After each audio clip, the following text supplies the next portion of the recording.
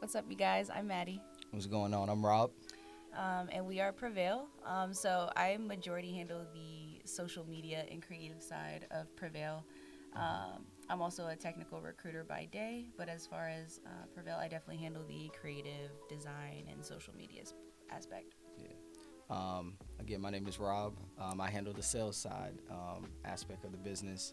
I also run a Turo business. I have a fleet of 3 cars and growing. And I have a passion for business and entrepreneurship.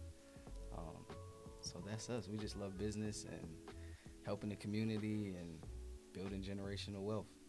Amazing. We love to hear it, and we love to see it. But without further ado, we're going to move right along to our card game called Let's Get Deep. So I gave you guys a basic rundown, but we go from icebreaker, deep, and deeper. So level 1, level 2, level 3. And in that order, we'll start from level 1. So here is icebreaker. Okay. Icebreaker. If you could have any exotic animal as a pet, which one would you want? Ooh. the same time. Ooh. Right. Okay, I love We it. pretty much synced. Right. It's crazy. You want me to go first or you want to go first? I don't know if you would consider it exotic, but I would have a sea turtle. Yeah, I would definitely have a sea turtle. I think a sea turtle is pretty exotic. Pretty exotic. That's dope. Yeah. Turtle. I think they're super chill, and you wouldn't have to worry about them getting attacked or attacking anything else. But I've always liked sea turtles. Okay. I would get a tiger. I don't know if that's exotic or anything, but Some El Tigre. Yeah. like Mike Tyson. All right. You know, All right. I don't know. I would get a tiger. I just like tigers, I guess. Okay. If I had to choose. Sea turtle and tiger. Yeah. Yeah. Super opposites. I love it. Moving on to Next. level 2. Deep. Level 2. Do you feel that this is a good one. Do you feel that you work too hard, work not enough, or have a good balance? That's a good question. You go first. I'll start that off. That's a tricky question because, 1 week you can feel like you're working too much. Yeah. Especially as an entrepreneur, and then the next week you feel like, okay, I'm not doing enough. I need to get back in the lab and cook up some more stuff, some more content, But it's about finding a balance. I would say to answer that one, at the point that I'm at, I don't know. I feel like I'm not working enough. I would say, I say consistency is key, and I feel like I don't know. Just being consistent is hard. Very difficult. But I would say I just feel like I don't work enough. For my answer, I would say that this is you're kind of seeing it inside of like our relationship and business partner as well, because he's always the one being hard and being like, we should go harder. So I feel like I'm more of the one that's like, okay, we're in a good place right now. We need to take a breath and realize that, on this journey, we're doing what we can right this second. I honestly feel like as an entrepreneur, there's no such thing as work-life balance. I think that, we make time for the things we love, like family, travel, and things of that nature. But at the end of the day, we are working, like, it ends up being 60 hours a week between my 9 to 5 and both businesses. It is normal. It is more than the normal 9 to 5. So I think it fluctuates week to week. One week we might have 4 large bulk orders coming in and we're working too much and, we're not going to sleep until 12 o'clock. Or we have a pop-up that we're preparing for and every night we're going to bed at 1. But, I guess it really just depends. I feel like there's no good answer to that. But That's a good question. I definitely feel like just on the journey, it depends on where you're at. Yeah. So we talked about this offline before, but when I was still trying to invest in real estate, like get my first house, I was capping out at like 80 to 90 hours a week because I was working active duty military and then working at a Pokeball shop full time. So when you guys say that like work-life balance isn't a thing, I understand. Right. I get it. Yeah. I get it. But maybe if I have the audacity to say, it's like I'm jealous of your guys' position because I was doing it alone. At the very least, you guys have each other, and you guys Right. are like grinding together. And you know, maybe that season will come for me. Right, You know, right. in life later on.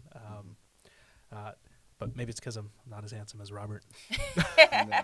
That's funny, no, because I do get that from like my friends that are, you know, they're single, and they look at me and they're like, you know, you just don't get it.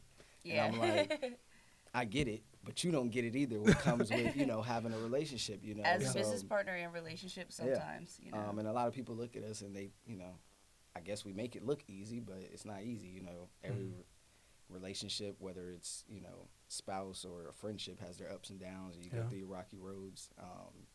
It's but fun. It's fun, but there it is. definitely are. We have to learn how to communicate with each other. Like, I'll make a design and show him and be excited and be like, "This is the one, Robert. Look at it," and he'll be like, "This is not it." So we just have to be honest with each other. But yeah, there's definitely perks of having your significant other as your partner too. But There is. Can I ask you guys a probing question? yeah, How do you guys? So we talk about work-life balance not being a Yeah. thing, but how do you balance relationship and business? Because I would imagine there are times where one of you guys could be a little emotional. It's like, well, why is my design bad? And it could be like, I'm tired. Leave me alone. right, You know, right. like how do you guys balance the romance Yeah. and the business? I think I could answer this because we tell this to our mentees because they're like 15, 16, and sometimes they're not friends in, you know, real life as they are as business partners. Right. And we live by don't let our personal feelings get in the way of business. So if we have a meeting or if we have a podcast and say we had an argument in our personal life, we come into the business meeting as if it never happened. So, like, you know, for example, we had a mentor sesh with our kids, and right before we're like, you know, it's stupid stuff like relationship, like chores or something, and You didn't do the dishes. right, exactly, and we're arguing about that, and then literally what we will tell each other before we step into the school is, all right, we can talk about this later, like, let's just tune in for this, you know, business session, and then that's kind of how we do it. We just try and keep it separate.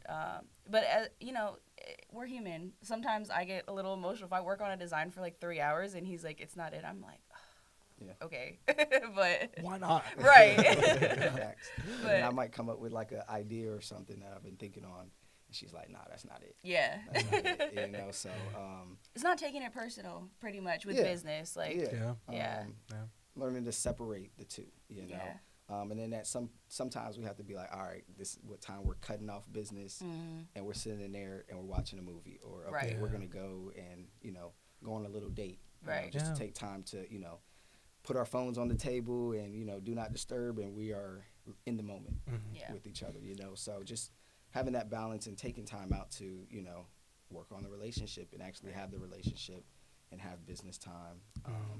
And a lot of points they might, you know, intersect, but definitely trying to keep a balance with that. I wanted to footnote this because you guys are also talking about your mentees. So I want to move on to level 3, but we are definitely going to come back to this. So Sweet. Moving on to level 3, deeper. Okay. What is a conversation you've recently been replaying in your head? Ooh. Conversation replaying in my head.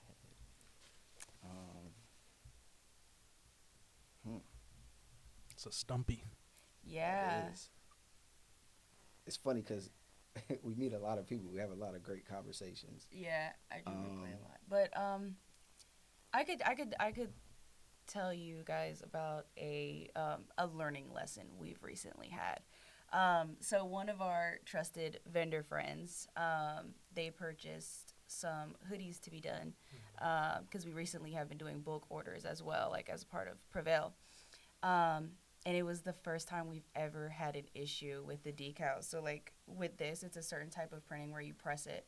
And when she washed it, you know, she let me know, like, hey, like, we love you guys. We know we're going to come back and things of that nature, but it's a little, like, bumpy when we washed it. And that, and it's, we kept replaying it all day until we figured it out. And we let her know, like, you know, we're super sorry for the inconvenience. We're going to make up for it. We're going to give you a free hoodie and T-shirts and, you know, anyway, and she was super, super chill about it. You know, we love her. But that was something we have just kept replaying in our heads since then, so it doesn't happen. we figured out what the issue was, which was a setting on our new heat press that we just purchased.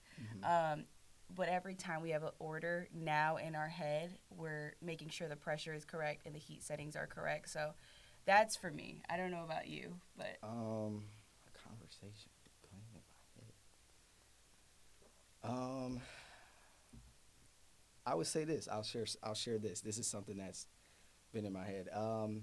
So I would say, what was this? May. Back in May, we had got pre-approved for a home. We were about to move to Georgia. We pre-approved. We had a real estate agent in Georgia already set up, and we decided to take a week off, go to Georgia, submit offers on homes, and hopefully, get one accepted. So we're driving. It's on a Monday, and we hit about South Carolina, and I get a call from my job. I'm in real estate at this point, and they call me, and my boss is like, "Yeah, we gotta have a conversation." I'm like, "What's going on? Everything good?" He's like, "It's not gonna be a good one." So we get on the phone, and come to find out, I get laid off that day going down there, and that's replaying in my head. Ever since then, it's been replaying in my head, and it gives me motivation every day. And not saying that a 9-to-5 is bad or a job is bad, but in that aspect, it taught me. I gave them the power to feed me, but I also gave them the power to starve me. And so that conversation replays in my head every day, and it gives me the motivation to keep going as an entrepreneur, even when, orders get messed up, Right. or, vehicles don't get returned, or guests aren't answering or we your would pop phone, up or at 8 a.m. yeah, or we're rushing to get to a pop-up. Yeah. So it just keeps me motivated. That is something that has been heavy on my mind. Since last April. Since last April, because we were all good to go. And I feel like that came down on me, so big conversation that's been in my head, You know what I love about entrepreneurship is that there's no one set path. So At all. because there's no, let's just talk about the school system for a little bit. Like, I'm not like anti-school either. Right. But it's like they make you get conditioned, for a piece of paper, and then that piece of paper is supposed to validate your work experience, who you are as like a person, and then you're supposed to be going to the workforce, but you didn't really learn anything. Yeah. And so what I really love about entrepreneurship is like it's that jab right hook, where it's like, oh, you're getting laid off in real estate, here's a jab. Right. Right. Oh, like like your orders are messed up, here's a right hook. Right. And you can't do anything other than just take it. But the cool thing, kind of like with like Pavlov's dog and conditioning, is you can condition yourself to bounce back also. Right. Like when the jab is coming, you can dodge. When the right hook's coming, you can lean back. Yeah. And, it just makes me super proud of you guys, because you, like, obviously we're like in the same arena. Right. Like just in different fights. But it brings me back to James Clear's quote, where he talks about you don't rise to the level of your ambition, you fall to your system. And so it doesn't matter how much times you guys have lost or been punched in the face, you guys are just falling back to system. Right. You guys have systems in place to just do and execute. Yep. Agreed. And like that's, hey, I'm with you guys. So but moving on from that, the first question I always ask every single guest, and sometimes I delay it, but when you guys were kids, what did you want to do? So when I was a kid, I actually wanted to be in physical therapy.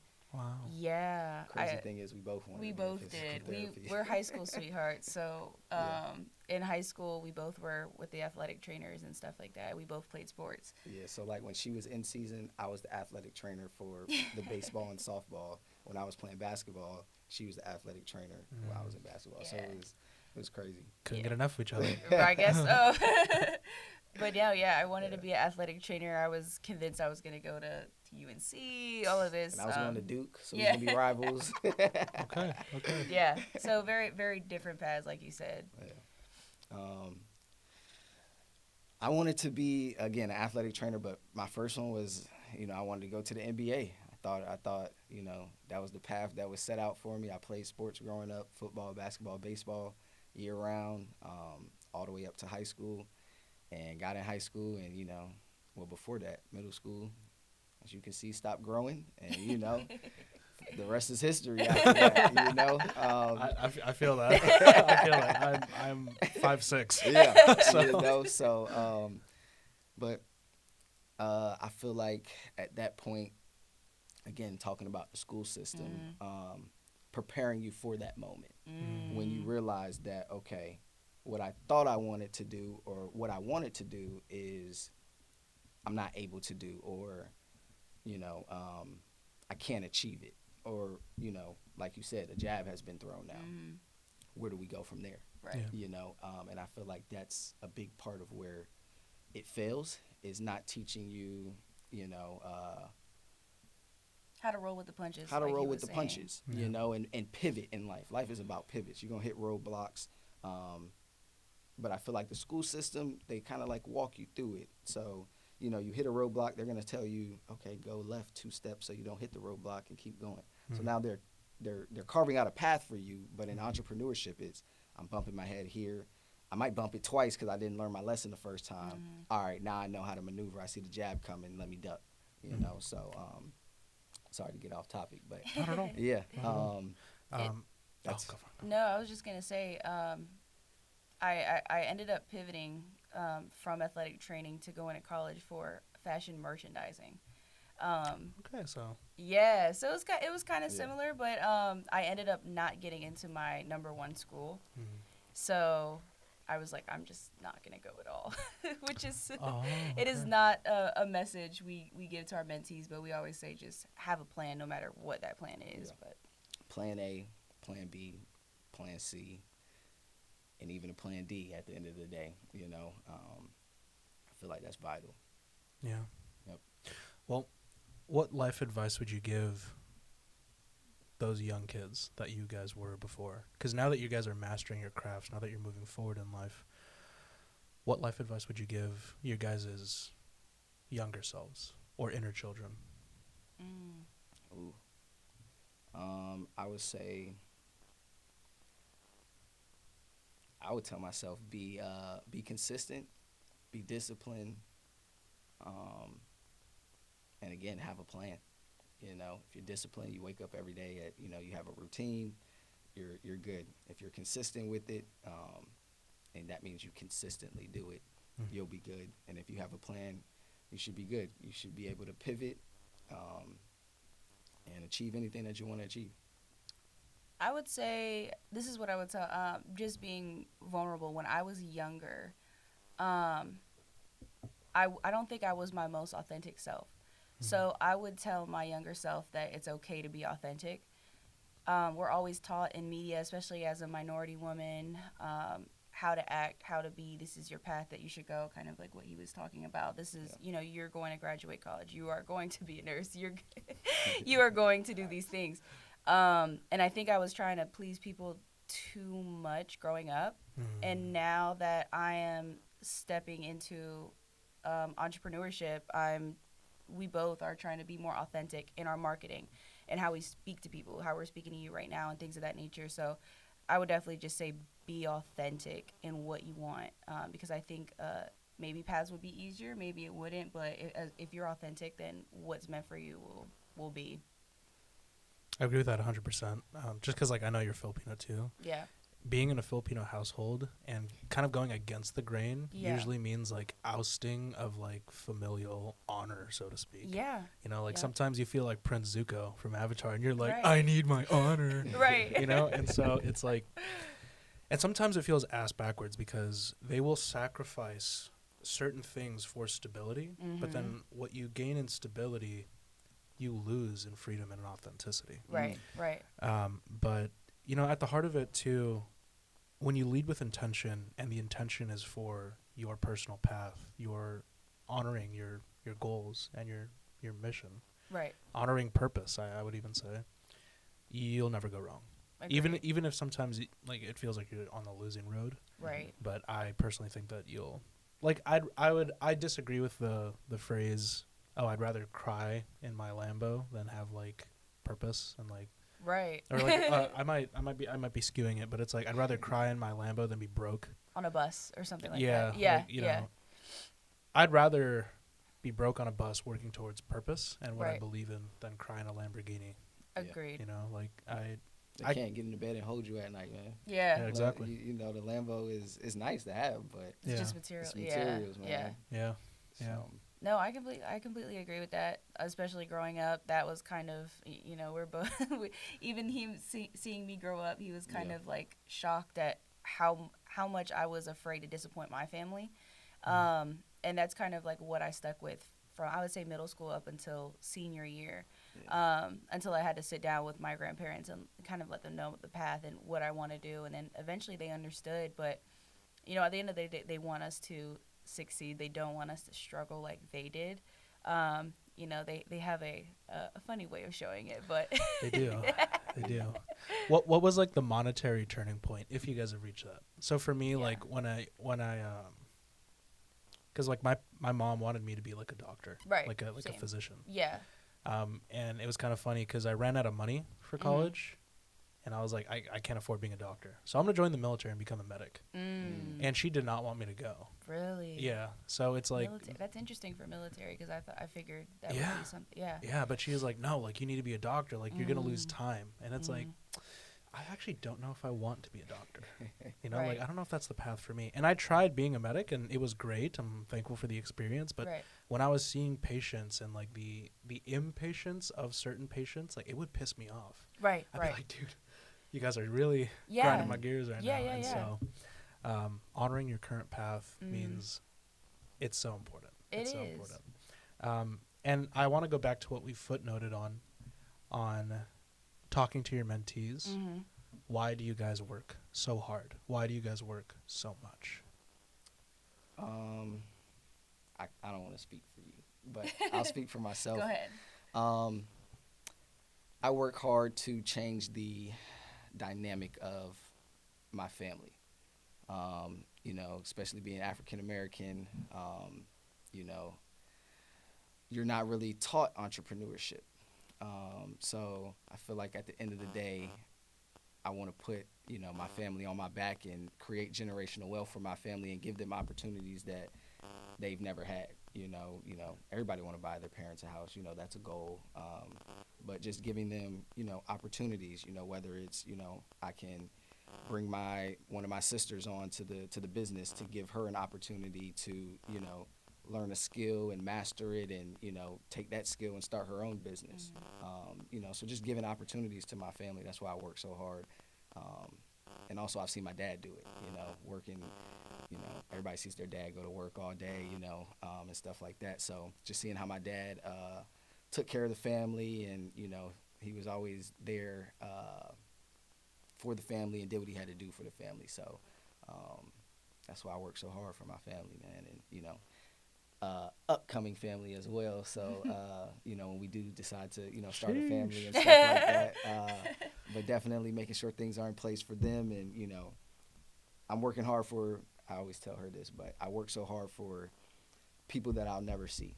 So my kids that I'll never see, I work for them, you know. Bro, let me interject. Have you heard Hamilton, the musical soundtrack?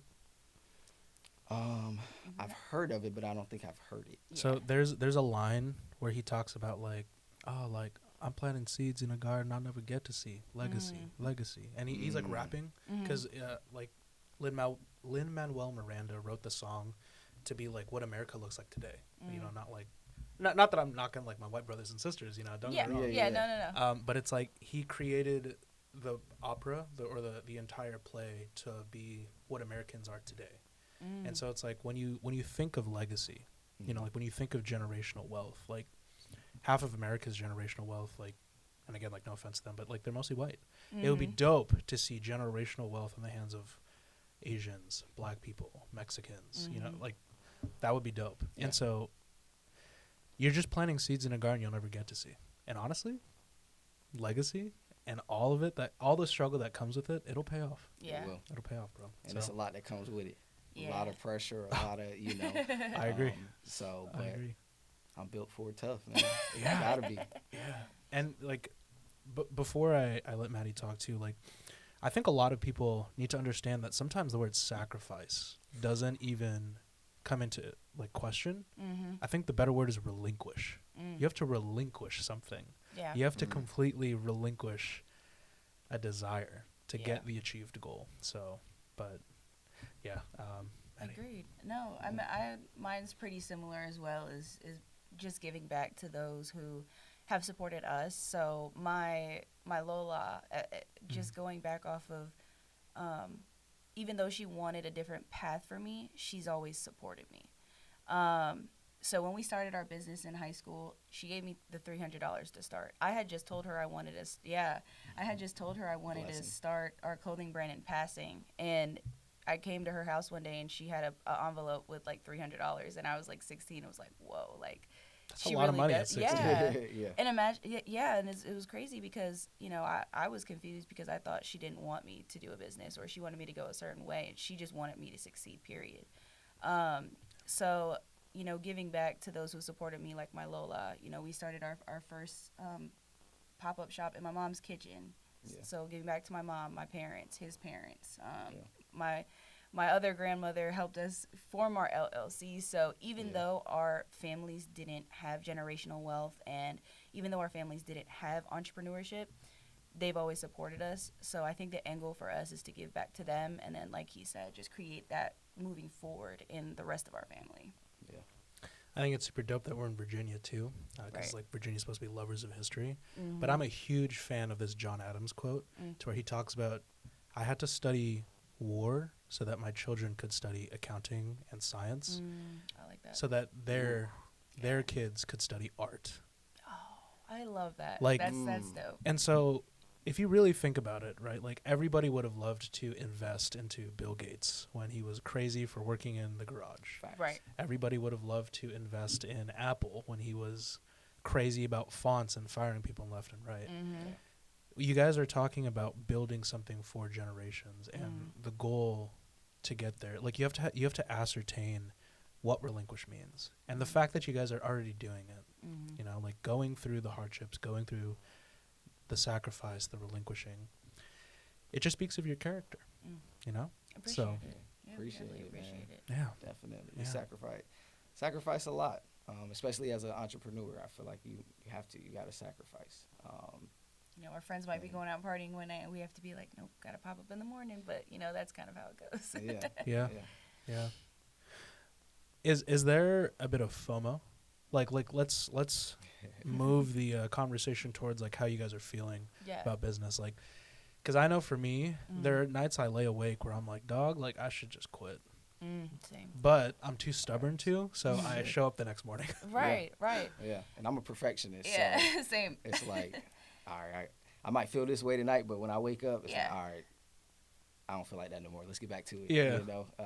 There's definitely, I think with us in the beginning, there was a lot more FOMO, like, especially like just, you know, our friends being in college and partying and not having to worry. So we moved out at a young age. We were 19 and 20, 21. So we had to do this to survive. Yeah. Our friends were in college, so they got to party. They got to not worry about bills. They didn't have to worry about these things. So we've had to do it at a young age because we decided to move out, and we decided that we wanted to start our life early.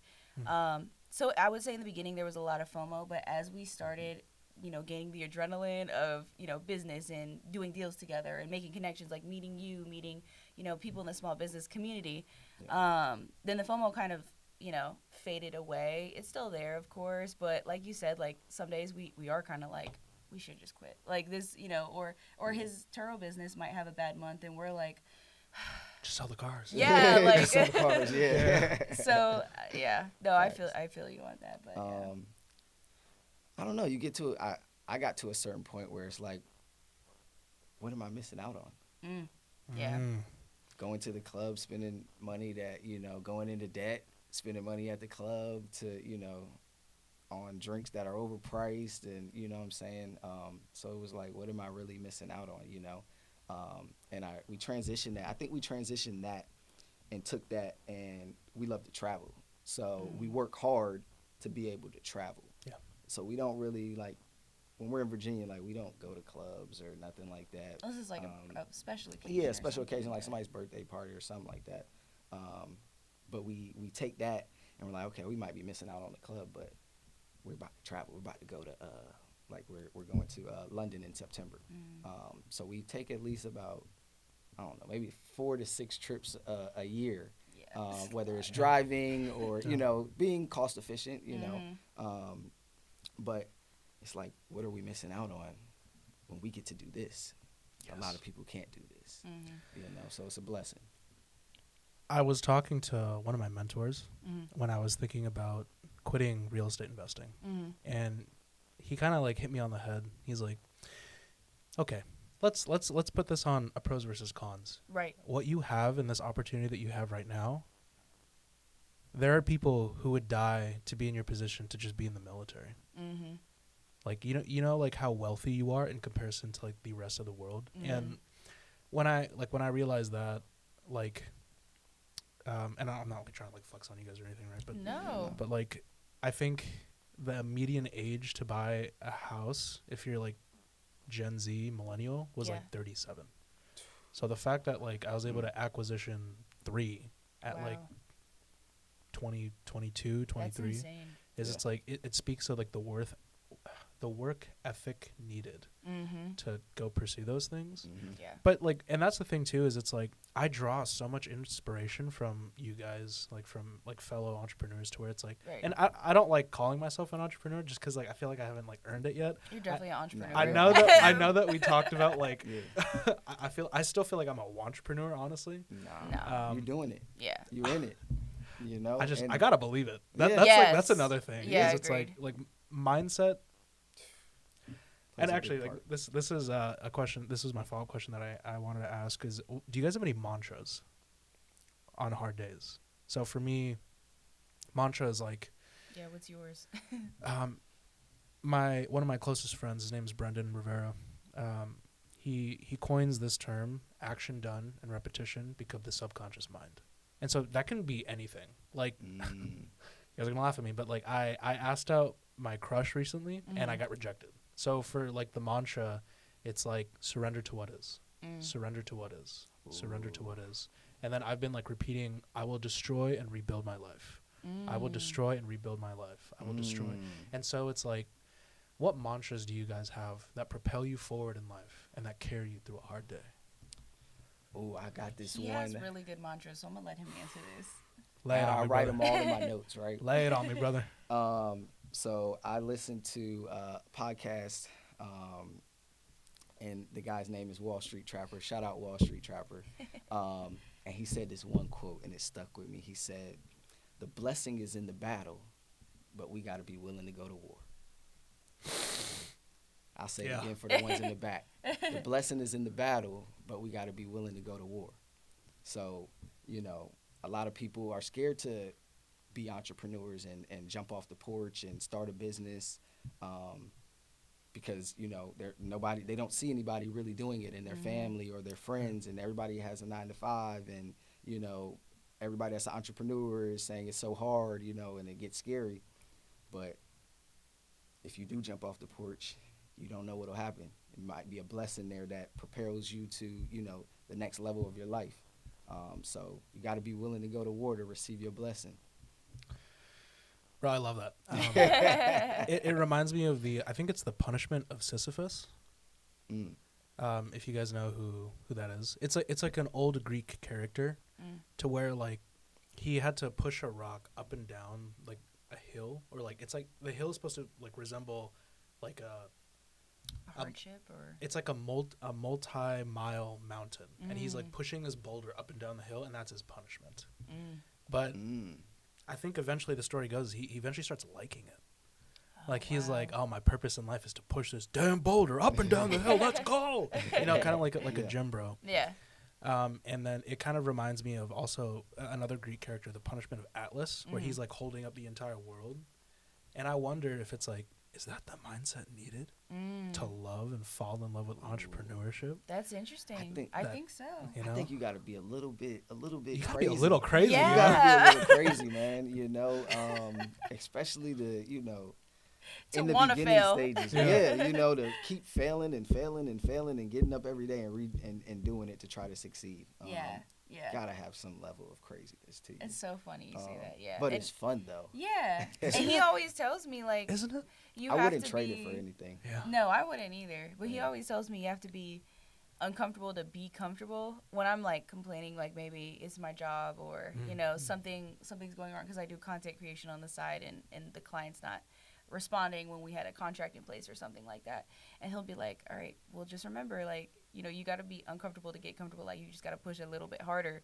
And even though it's not like a mantra per se, it's kind of something that I remind myself. But yeah, you guys are right. Like, you do have to be a little crazy to do this because it's a lot. It's not easy. You need a lot of mantras to motivate you. Cause A lot of some mantras. Yeah. The mantra that you used last month might not work for what you Yeah. need this month, you know? I don't usually say this, but facts. Facts, big facts. That's true. I mean,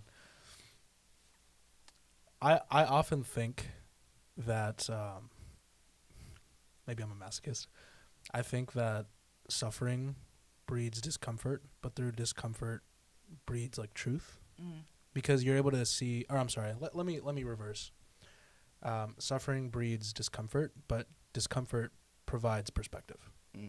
And so, in order for you to understand the pressures, because like, you know, diamonds are formed under pressure, but like when you're constantly being like under pressure, you're like, bro, stop. Like, when is this diamond forming? Yeah, it's like, stop. Like, this is hard. Yeah. And now that's funny that you say that because I have a tattoo on my knees that says "No pressure, no diamonds." Yeah.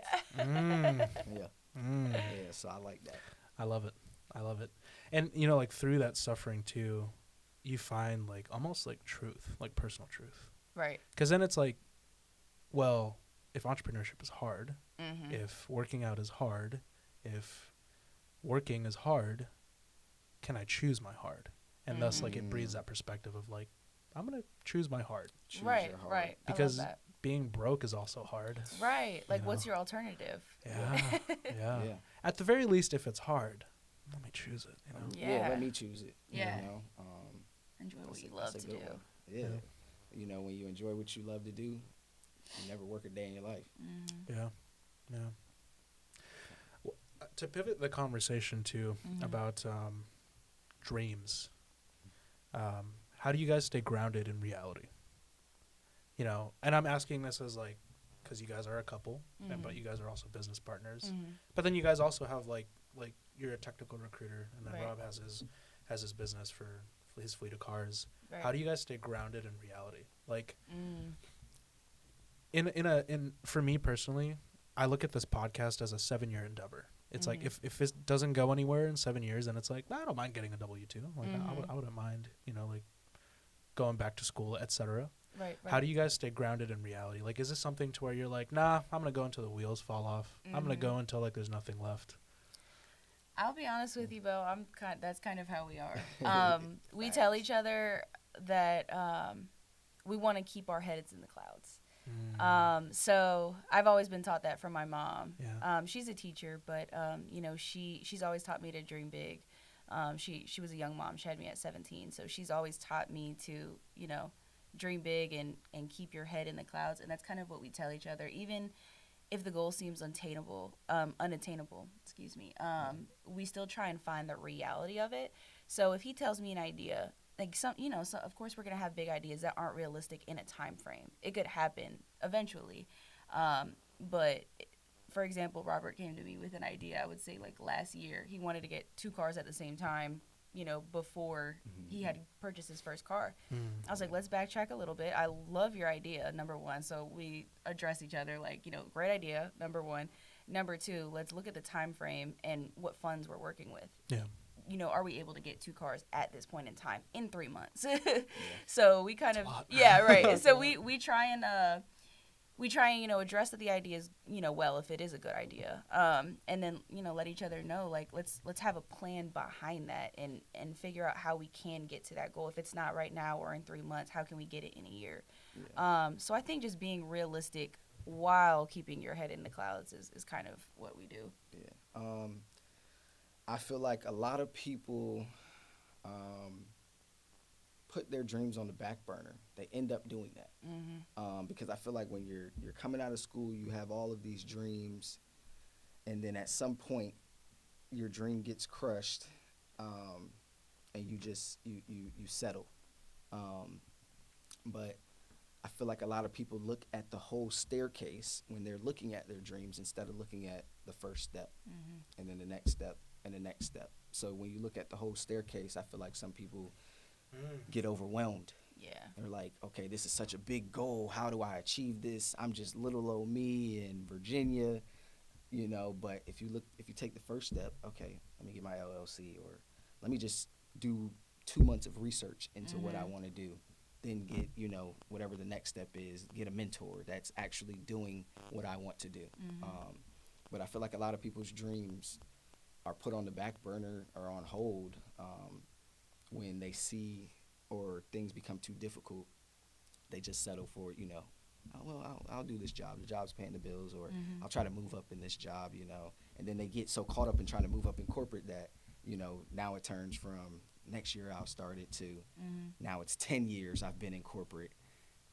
Right. I might as well stay now and try to become the CEO or whatever.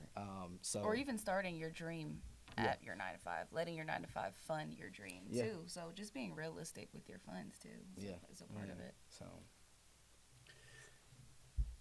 you brought up staircase, and I learned this in therapy. BetterHelp. Shout out to therapy. Sponsor me. Yes. But so my therapist at the time was talking about how, like, hey, like, you do Muay Thai, right? I was like, I mean, yeah. She's like, you ever compete? I was like, yeah, you know, like, I never won a belt or anything, but like I competed. And she's like, okay, well, what were your thoughts when you lost your fights? And I was like, honestly, I lost 3 fights in a row. She's like, so why did you give up? And I was like, I felt kind of stuck, and I felt like I wasn't good enough, and I just felt like I couldn't do it. And she brought up the athlete staircase that I love, because honestly, like, I feel like that might be an original thing from her, because I tried looking up the athlete staircase. Right. I could not find that hoe online at all. So she talked about how with an athlete staircase, everybody thinks of the trajectory just going straight up. Yeah. Like a staircase, like it's like a natural progression. There's one step, there's another step, but she was talking about how oftentimes the athlete staircase looks like you jumping up 3 steps, and sometimes it also means stepping back a step. Sometimes it means taking 0 steps for the day. Right. But instead of looking up, we should look at like the next staircase. Right. And looking how long you have left, but also giving yourself grace with how far you've come. Agreed. Yeah. And so, like, you bring up the staircase, and I think that it was like a callback to my therapy days, because I was also being very harsh on myself at the time because of my real estate company and investing. Yeah. Like, I was like, oh, like, I'm not cut out for this. I can't do this. And she's like, I mean, yeah, sure you're not. And I was like, wait, aren't you supposed to be like my You're like, hold on, wait a minute. Yeah, and I was like, what do you mean? What is this? And she's like, you see that hesitancy, though? Like, you see, like, you fighting that you might not be good enough? Right. That's you realizing that you have a little bit left to go. But you might just not be able to take a step today. Right. And so she coined that, like, athlete staircase. And her follow-up was, like, all failures are the building blocks for success. So if there's not really a staircase to follow, the failure that you encounter on entrepreneurship is the staircase you build. And that has propelled me so I love far. That. I'm gonna so take far. that. Hey. I'm gonna use that. Hey, absolutely. I mean, and see, like, this is what I love too about, like, having a podcast and talking to people. You guys have mentees that you actively talk to. If that little piece of advice, like, you guys coined that term, and that little piece of advice helps, like, a 16-year-old Right. achieve their dream. Like, I think I've done my part. Yeah. You Agreed. know? So, but let's go ahead and pivot. Yeah. Again, I wanted to ask you both individual questions. Okay. So, not really about entrepreneurship, but I wanted to ask you, how is life as a technical recruiter? And any tips that you might want to give anybody going into technical recruiting. Because actually, before I started this company, I declined like 6-figure salaries to talent acquisition, to sales development. Yeah. So the fact that when I found out that you were in recruiting, I was like, I was going to do that too. Wow. You know, so like, like, what are your I love it. I really, really love it. So it kind of has an aspect of entrepreneurship, at least at my company, Genesis 10. I'm a technical recruiter there. They support me being an entrepreneur. They know that we're actually going to the governor's mansion for this Filipino female entrepreneur gala, like in a couple hours. But they support it. They know. So they do things like let me take off and things of that nature. But as far as technical recruiting as a whole, I just love the fact that we get to review people's resumes and see how we can make that fit in a position that I have available and provide them with jobs. So we work on technical, accounting, manufacturing, all positions, but the most fascinating is always the technical. So like instructional, industrial designers, software developers, and things of that nature. And I really like stepping inside of that job and like realizing what the job description is and figuring out how these people do it on a day-to-day basis. So for example, my cousin, she's an analyst, and I was like, oh, like, do you know how to do SQL? And do you know what SQL is and stuff like that? And she's like, yeah. And I love when they tell me about that, so I can get a better idea of how to recruit and how to review people's resumes and say, oh, okay, this person has a ERP software. It's not the software that I'm looking for, but it's the same abilities, just a different name.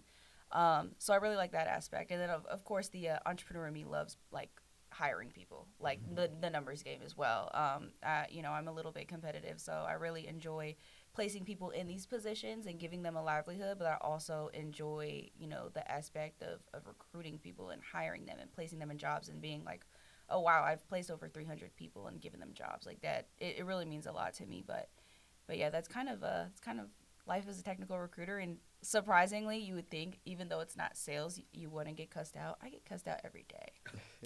Yeah, I might send an email to 300 people for a job I'm hiring for, and some of them, might be like, I make 140 an hour, like, get this out of my inbox and stuff. But it's just kind of the joy in the ride, just like entrepreneurship. So that's kind of why I love technical recruiting. I love how you bring like such a human element to it, because Right. I thought the same. Like Right. when I was still interning with my host company, Recruit Military, Okay. we were bridging military talent of Fortune 500 to Fortune 50 companies. Oh, cool. And I had my entire time working at this company, it gave me more fulfillment than my entire time in the military. Right. But I love how, like your focus was in KPIs and numbers, Yeah. and it was about like how many people could I get a job? Right. Like it kind of like I'll send 300 emails if it means that I can get one person a job. Exactly. And so I love how you have like that same heart of like almost like servanthood, like that servant leadership of like, Right. "Oh, I got you, fam." Yeah. I love it.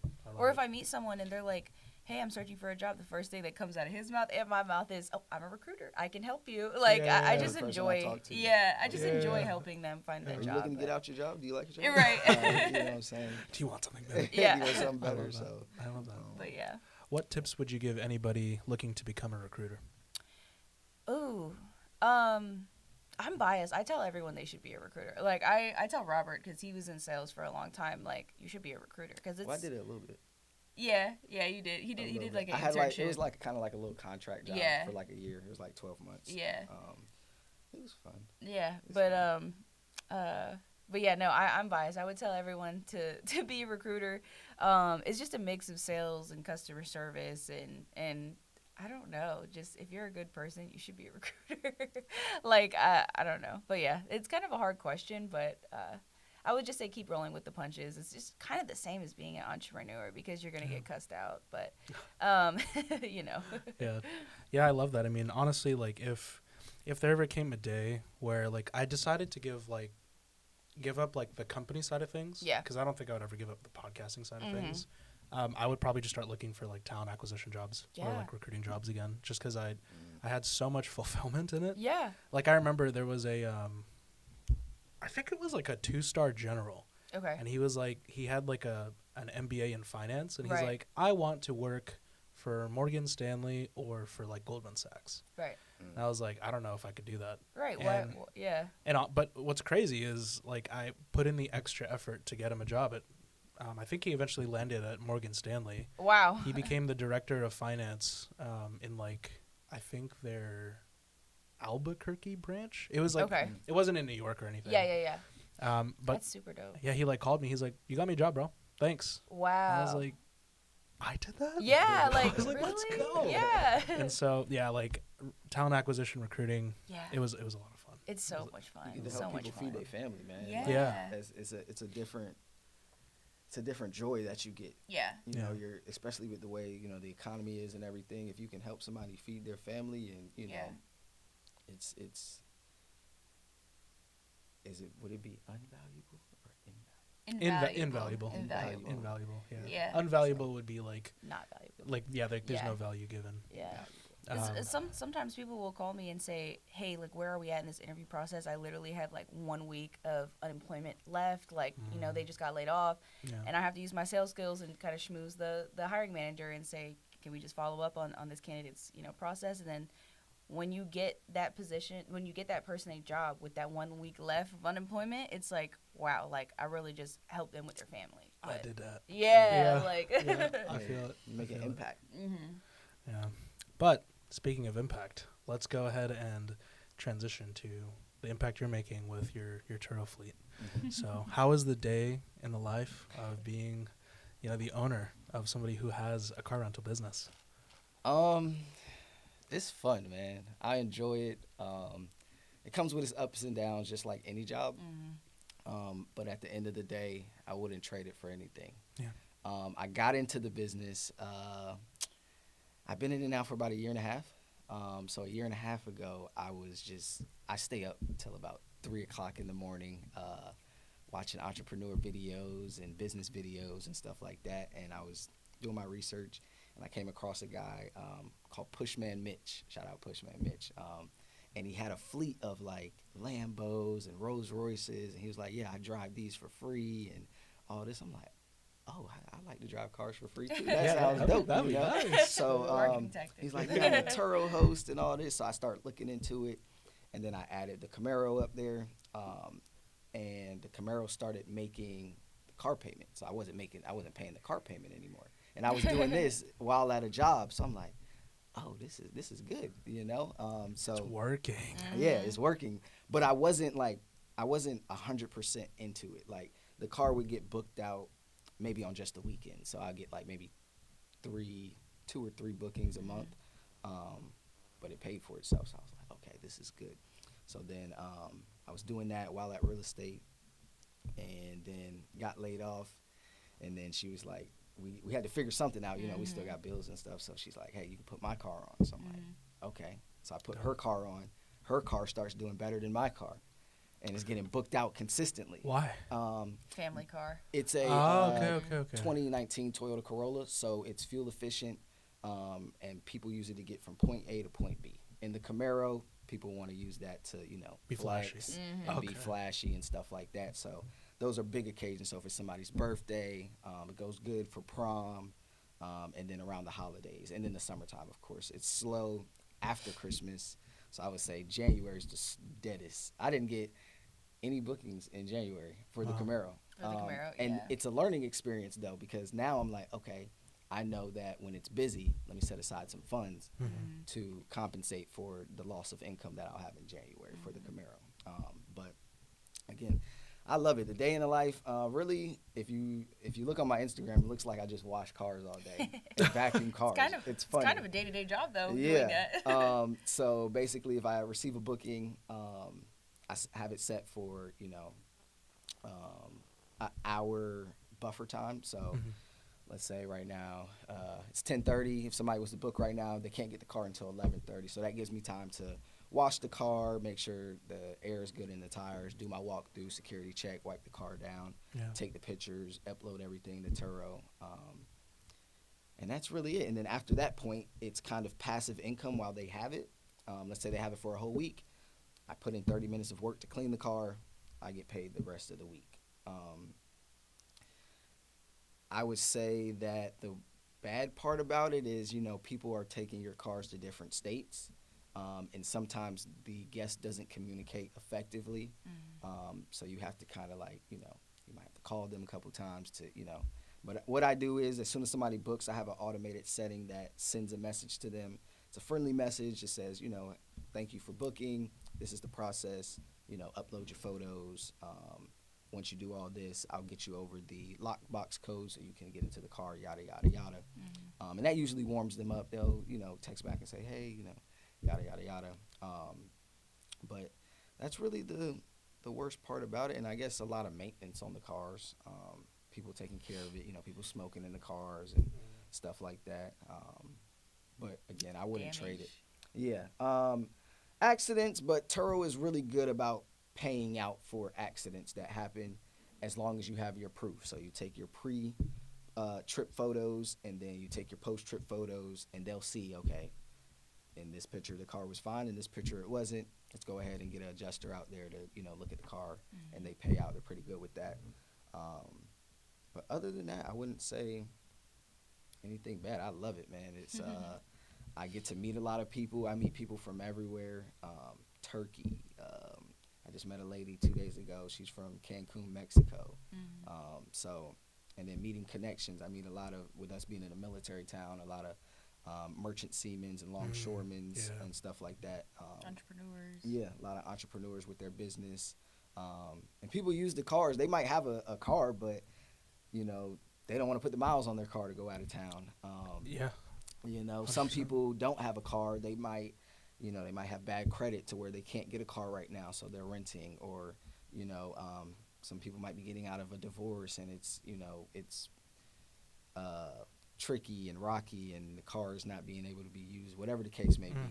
So I feel like I'm able to provide a service that, people need. People need transportation, and I feel like I can fulfill that need and give them a great customer experience with renting. Product market fit? Yeah. Product market fit. I love it. I wanted to ask if you guys use leverage. So this is like a big thing that I'm like getting into.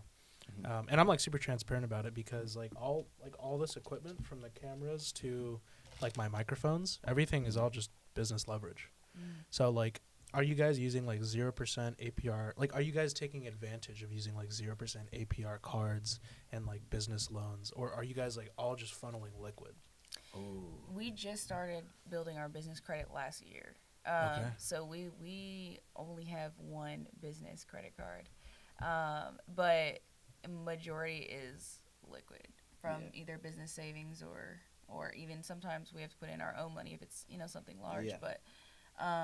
But no, we want to get more into funding. That's our next step. But we've tried applying for grants, but the thing is we don't hear back much. How do you what's your secret? It's buns of the highest degree. So what's actually kind of crazy is there is really no secret. Maybe it's because like my personal credit score is around it's close to 800. Okay. And if your guys' credit score is that high, I personally think that it's a waste for you guys to only have one business credit card. Now, of course, like within reason, right? Right. Like don't go get like the Amex Platinum if you don't need it. Right. Like don't go get like the Capital One X. Right. But like for example, like these two cameras cost about, I think, $6,000 because like the camera body was around $1,500 and then the lenses itself were around $800. Wow. So like whatever, I can't math, whatever 1,500 plus 800 is right. times 2. 23. There you go. Yeah. 46. Yeah. So now like the beauty with it is it's like, I mean, obviously if you make money, you're able to buy more things and then cut that off on taxes. So Right. I'm Yeah. sorry. No, you're good. Fine. I hit this. Now I can't say this. And I'm not going to edit this part out.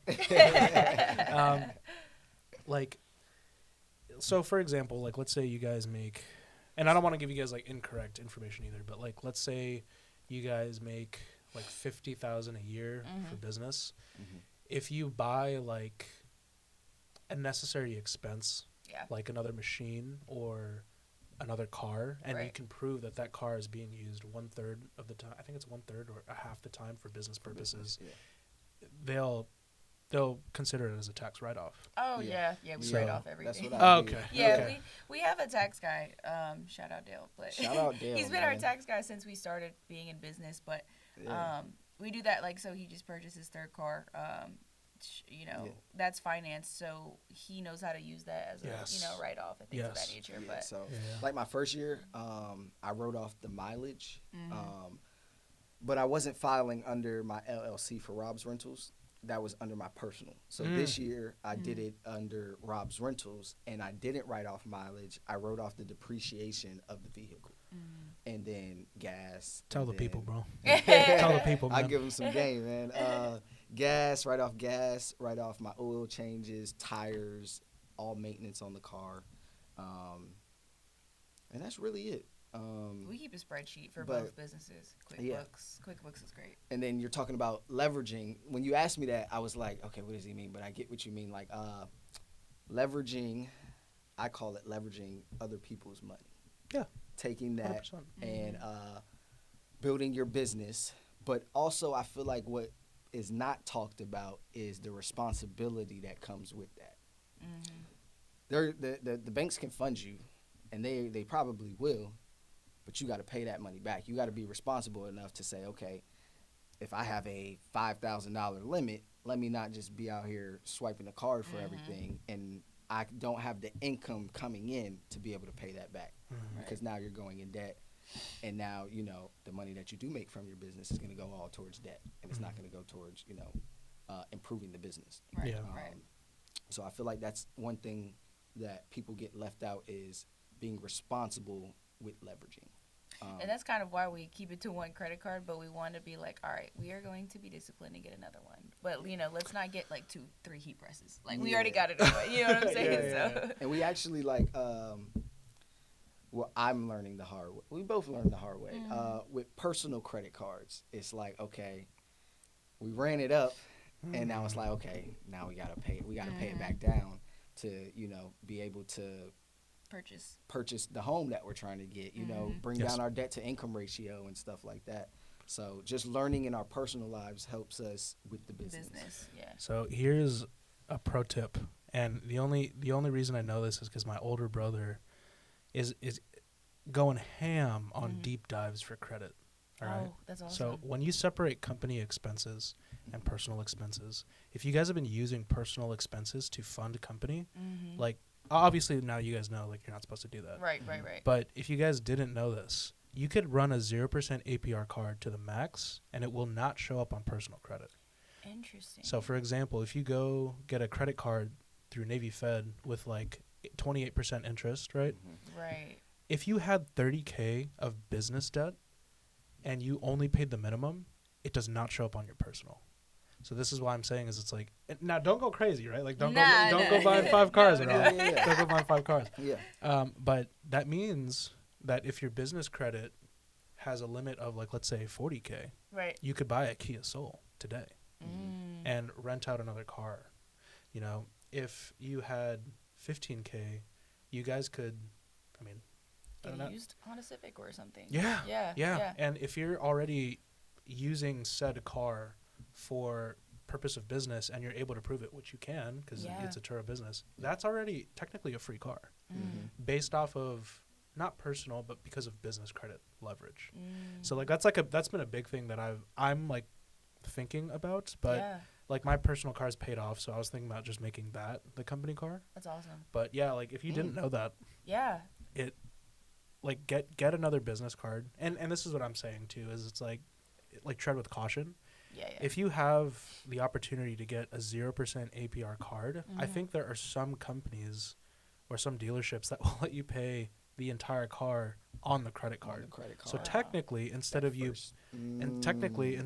paying it on finance with like an actual interest rate, if it's 0% APR, you're already writing down the depreciation. You're making active and passive income on top of it being a 0% APR card.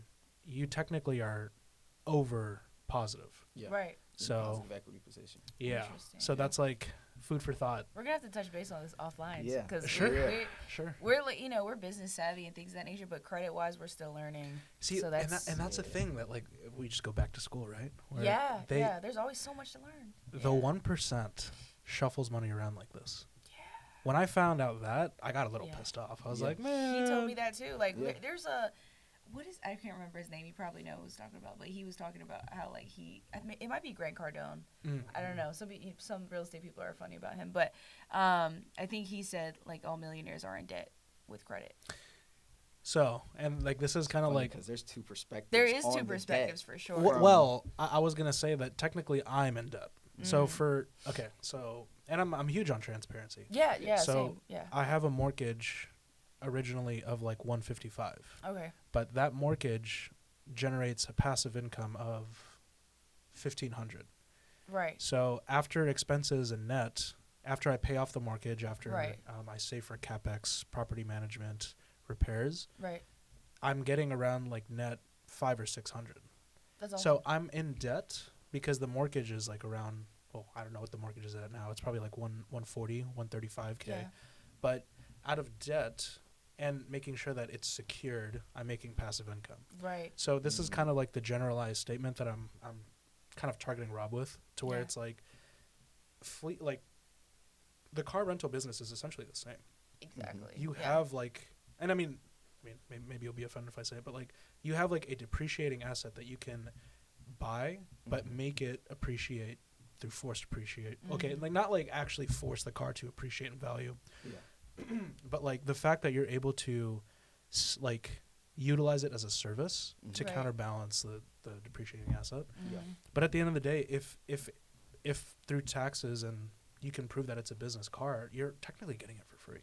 Yeah. Or at like a super reduced price. Exactly. Yeah. So like what I'm doing with real estate investing, you're literally just doing with cars. Like you're financing money that you don't want to spend. Because who wants to spend $25,000 on a car? Right. And then, rent it out. Like, yeah, like it's yours and it's technically positive. But if you can leverage, if you can OPM and use the bank's money, like this is essentially what the 1% does. Exactly. So it's like, yeah, that's why I'm a huge champion of like, if you're responsible and you can afford it, use debt.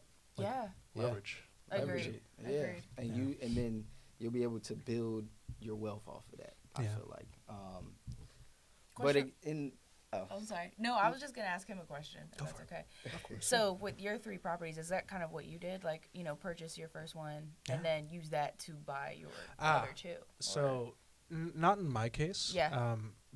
I do something called the Burr method, to where like you buy, rehab, rent, refinance. Oh, cool. Okay. But I haven't refinanced anything actually. Wow. So I bought all 3 through like working full time, making sure that the DTI was good. Wow. Because in real estate too, you can technically buy as much properties as you want as long as your DTI is covered. So if my tenant is offsetting the mortgage, I'm technically not like in debt paying the mortgage.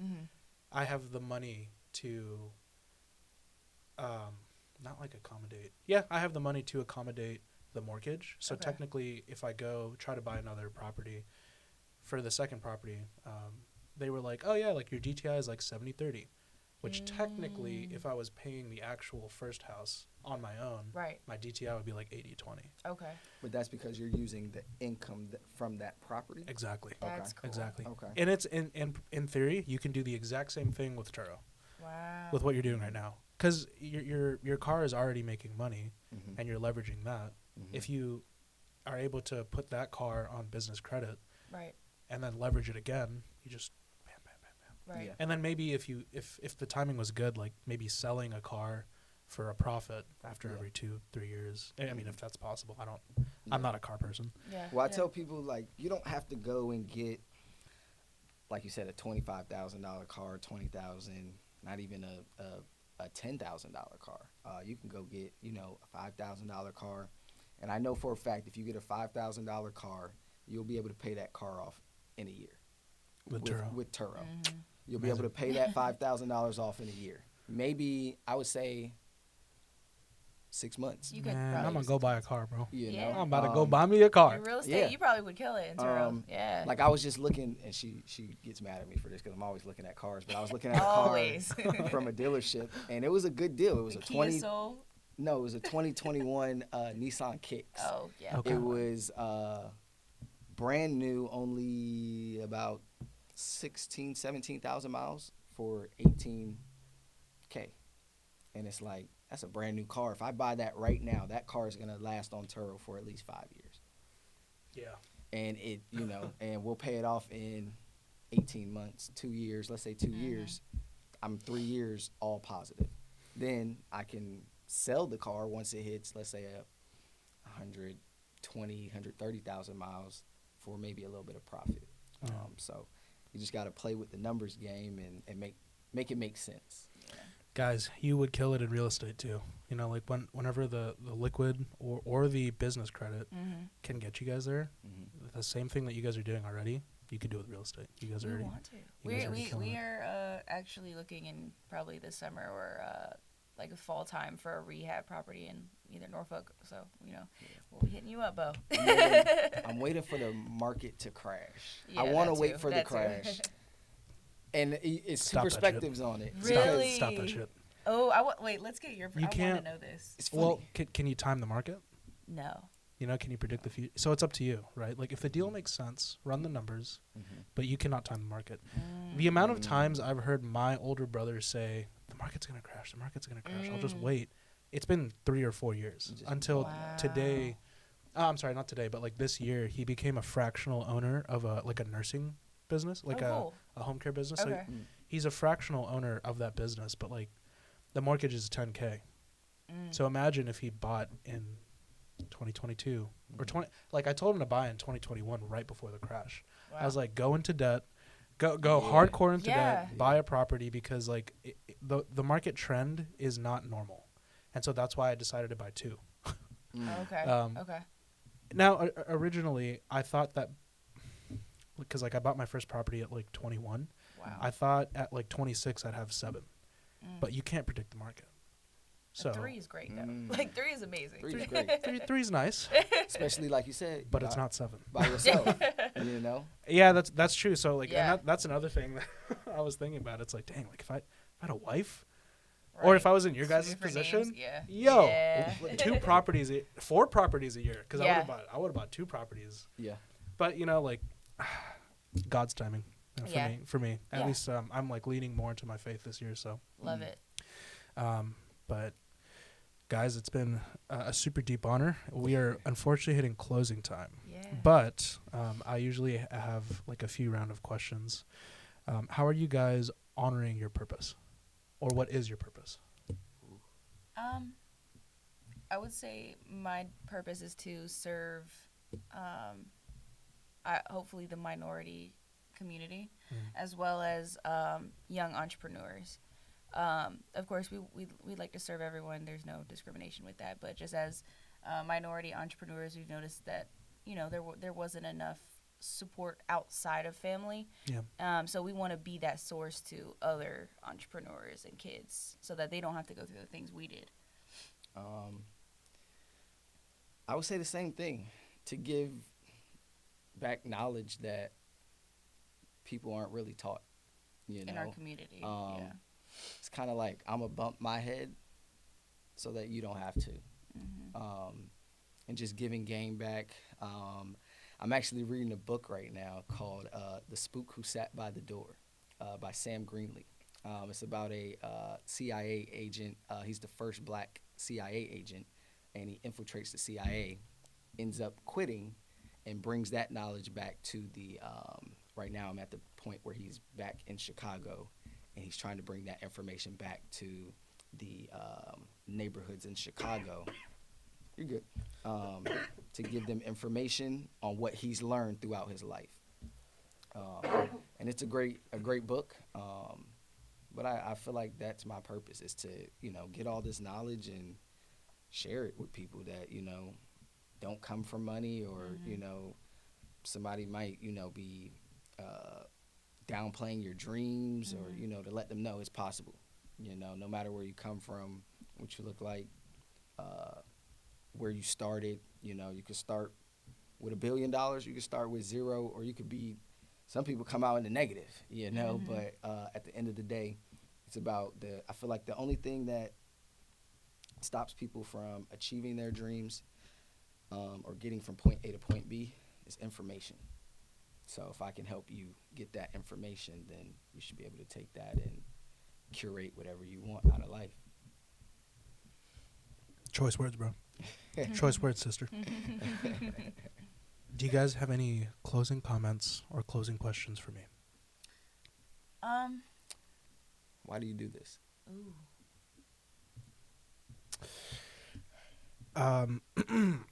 Do you guys want like an abridged version or do you want the long version? It's up to you. I know the time However is. you feel. Yeah. So, if you're asking me like why I do the podcast, Mm-hmm. Mm-hmm. so one of my best friends died when we were 18, Oh, wow. and there was a lot of